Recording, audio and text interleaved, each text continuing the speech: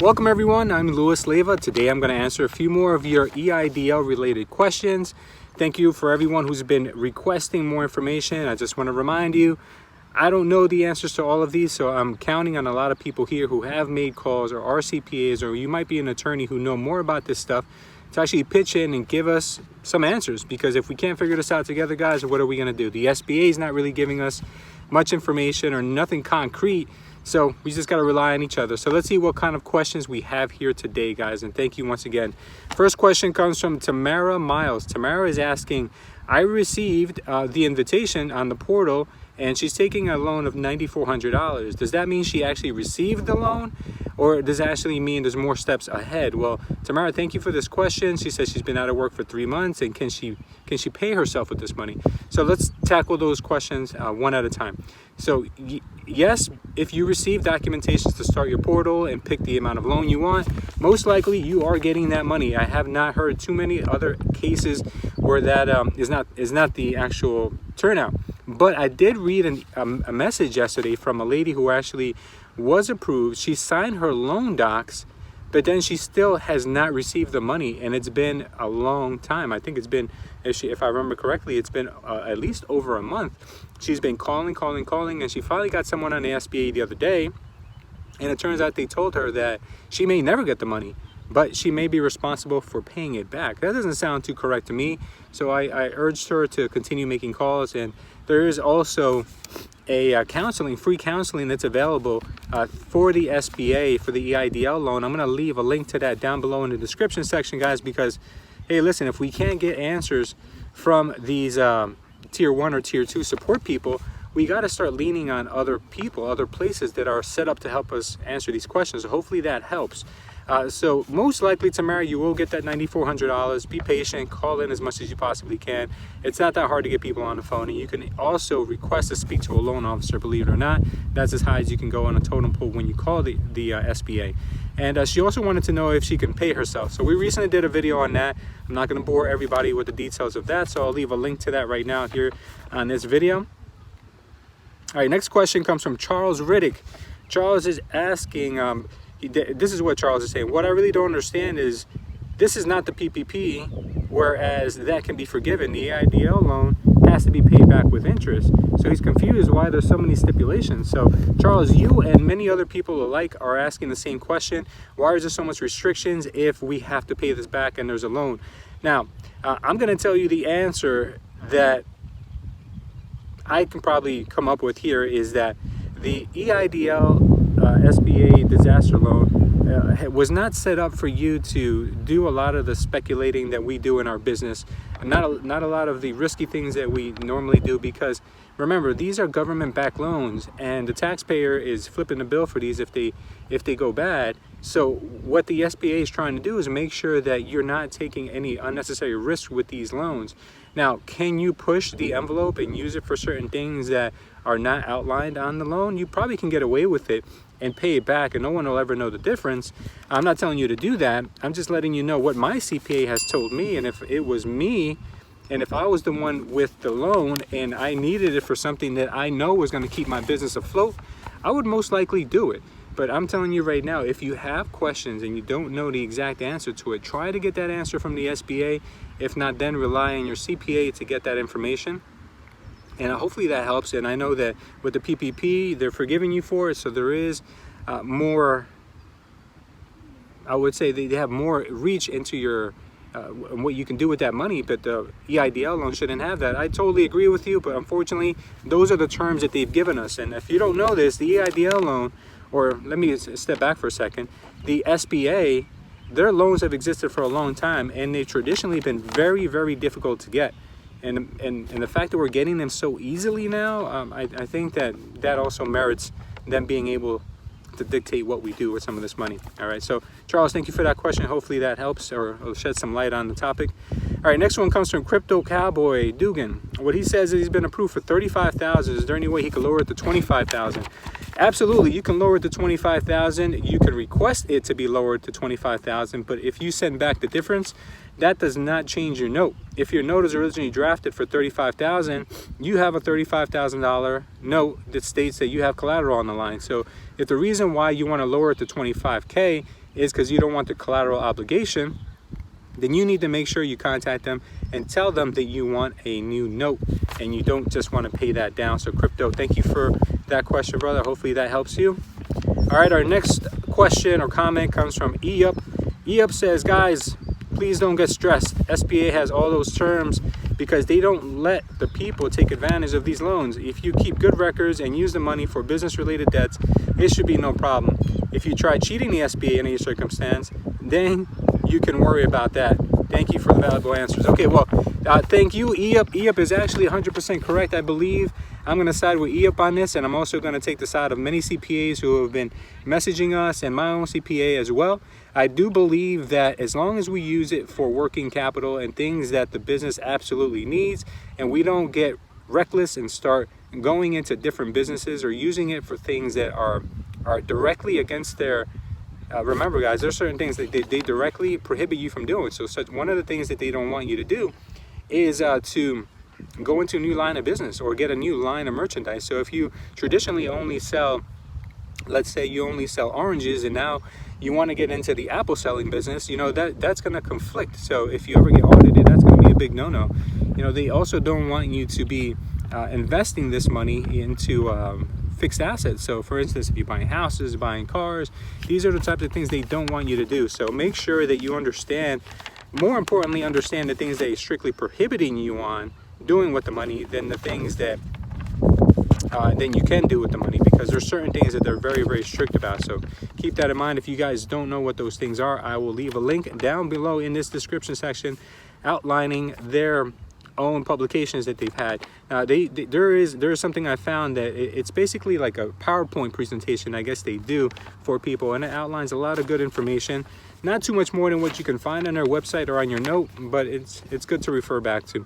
All right, our next question comes from LJP. LJP saying, so the SBA cannot be used for my 2019 IRS self-employed tax? Well, LJP, I've been getting a mixed bag of responses on this. So when I called the SBA, they told me I could not use this money to pay any IRS debt, even if it's for the business. That's what they've told me.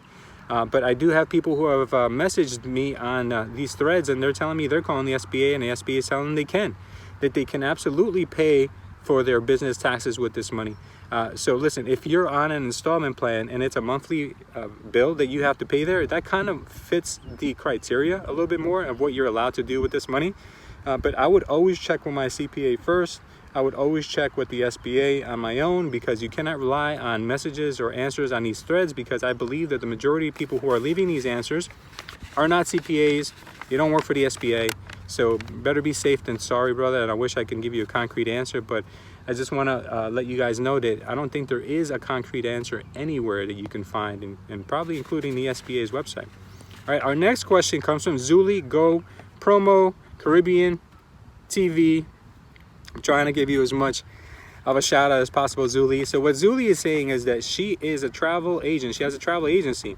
And I did not get approved for EIDL loan. Are there any other COVID-19 funds that I could apply for? Well, Zuli, I don't believe that the problem is the loan, or if you can find another program that'll give you the help you need. Zuli, don't take this the wrong way, but I believe that it might just be the industry that you're in. Zuli, not only is the travel agency business been turned upside down by online travel sites, you know that's happened a long time ago, but your business has been completely decimated anyway. Travel is down probably 90%. So if you're applying to the EIDL loan or the PPP loan and you're a travel agency, more than likely you're going to get turned down, because that's not a business that's safe right now. You have a better chance at applying for the EIDL loan or the PPP if you're a gig economy worker. So if you were a real estate agent, an Uber driver, or anything like that, you probably have a much better chance than applying as a travel agency. As bad as that may sound, and as profitable as your business may be prior to this pandemic, I don't think it's a good idea to do that. So when the EIDL loan money gets refunded or replenished, I should say, and they open up their lending policies again, I do think that maybe you should apply under a different business if you have one, if you have a different business. If not, think about getting into real estate. You could always check the link down below in this video and join me as a real estate agent. That would probably help you out. Now, the other thing I want to remind you of too is that you as a travel agent, you probably understand that things are changing. There's not going to be the same type of business out there. So if your business is not likely to make it, you have big doubts that your business is probably as a ticking time bomb, I wouldn't take the money anyway, because remember, you have to pay this money back. And if you're taking it into a business that's no longer relevant, you're kind of just setting yourself up. So don't take money if your business is not going to make it, Zuli. I hope that helps you, Zuli. If you're looking for a business change, I'd be glad to talk to you. Leave me a message on this link, or follow one of my links down below. We'll talk. Maybe get you into real estate. If you're a good travel agent, I'm sure you can make it in the real estate industry as well. All right, so hopefully that helps. Thank you, Zuli, for that. All right, next question or comment comes from Fan Bully. Fan Bully says, once the $150,000 EIDL loan is spent on operations, does the loan have to be paid back prior to the business expanding or buying fixed assets, or can the 30-year loan be carried for them? So I believe what Fan Bully is saying here is, once this money is paid back, can you then expand your business, or can you then start buying fixed assets? Well, Fan Bully, you can expand and you can buy fixed assets at any point while having this loan. You just can't use their money to do that. And I hope that makes sense. And remember, I'm not a CPA. I don't make these laws. You need to always check with them first, and check with your own representation, attorney, whoever that may be. But the way I understand it, Fan Bully, is that you can't use their money for these things that they're outlining. They can't put restrictions on your business for normal operations that you normally do with your own cash, your own income, or even income that your business provides. But if the EIDL loan money is used to buy fixed assets, or the EIDL loan is used for expanding, that's something that they're not going to want to see. So remember what I said. Always check with anyone who may have the correct answer to this. I'm just giving you my suggestion. This is my advice, and anything I say in these videos, guys, is just what I would do. I'm not telling you what to do. I'm just giving you some point of view of how I see things. I've never dealt with the SBA in this capacity before. We're all new to this, and we're all just learning from each other. So hopefully that helps. So also want to remind you guys, I made a decision last night to do a live video for everyone. I'm going to answer as many questions as possible. This upcoming Tuesday, I believe it's the 9th, we're going to do it at 12 p.m. Eastern time. So if you have more questions and more concerns about these, I will try to do my best to answer your questions. And if I don't know the answers, I will tell you I don't know the answer. We'll try to answer them together. Last time we did a really good job of that. There were a lot of people chiming in and helping out with some of these questions. And if we do need to get a CPA on the line to answer some of our questions, I'll consider doing that as well. I'll talk to my guy and see if I can book him for about an hour and get answers from a real live CPA. So I do think that will relieve a lot of pressure off me, because I am getting messages from attorneys and from people who are in the industry letting me know that a lot of the things that we're saying or we're talking about may be incorrect. And listen, guys, I don't make laws. I don't interpret laws. That's not my nature. I'm a businessman. I'm a real estate guy. Those are the things I know best. So I will tell you, when I don't know something, guys, I will not give you any concrete answers. And that's not what I try to do on this channel. We just try to help each other. We try to educate each other. So I do appreciate for everyone giving us commentary, and I do appreciate everyone giving us good advice. One piece of good advice that I received from an attorney the other day on one of these comments is that if you do decide to get the SBA to give you an answer, as crazy as this may sound, this is what he's telling me. If you get it in writing through an email, or even if you tell them that you're going to record the call and get the information documented, their loan documents still stipulate that no matter what one of the representatives might tell you, it doesn't matter if it goes against their loan agreement, then it goes against their loan agreement. There's really nothing you can do about that. So they're not off the hook, or you're not off the hook if you get wrong information. So I know that's not going to make you feel any better, so I apologize for that, guys. I thought in a common sense world, if you got it in writing from the SBA, you're in good shape. But it appears that even that's not the case. So if you're on the fence about taking this money and you feel like your business doesn't really need it, or if you feel your business is going to not make it, my suggestion to you is do not take this money. Try to get yourself the pandemic unemployment assistance, or try to go out there, get yourself a hustle, a side gig, or a new gig, or whatever it is, guys. If your business is antiquated and you feel like it's not meant for the post-COVID, corona, whatever you guys want to call this economy, then you need to start looking at other things.